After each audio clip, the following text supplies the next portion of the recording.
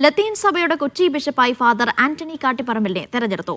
കൊച്ചി മുണ്ടംവേലി സ്വദേശിയാണ്. മോഹസിനാസു വിവരങ്ങൾ നൽകും. മോഹസിന, വിശദാംശങ്ങൾ. അനീഷ, ഇന്ന് ഇന്ത്യൻ സമയം 3:30 മാർപ്പാപ്പയുടെ പ്രഖ്യാപനം ഉണ്ടായത്. ഈ പ്രഖ്യാപനം കൊച്ചി ബിഷപ്പ് ഹൗസിലെ ചാപ്പലിൽ ആർച്ച് ബിഷപ്പ് ഡോക്ടർ ജോസഫ് കളത്തിപ്പറമ്പിലാണ് വായിച്ചത്.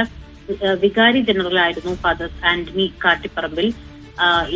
ഇതിനുശേഷം ദൈവം തന്നെ നിയോഗിച്ചതിൽ നന്ദിയുണ്ട് എന്നുള്ള ഒരു മറുപടിയാണ് അദ്ദേഹത്തിന്റെ പ്രതികരണമായി വന്നിരിക്കുന്നത്. എന്താണെങ്കിലും മുൻ ബിഷപ്പ് ജോസഫ് കരിയിൽ വിരമിച്ചത് തുടർന്ന് ഭരണപരമായ വിഷയങ്ങളിൽ നിയമനം നീണ്ടുപോയിരുന്ന ഒരു സാഹചര്യമുണ്ട്. ആ അനിശ്ചിതത്വം ഒഴിവായിക്കൊണ്ടാണ് ഇപ്പോൾ പുതിയ നിയമനം ഉണ്ടായിരിക്കുന്നത്.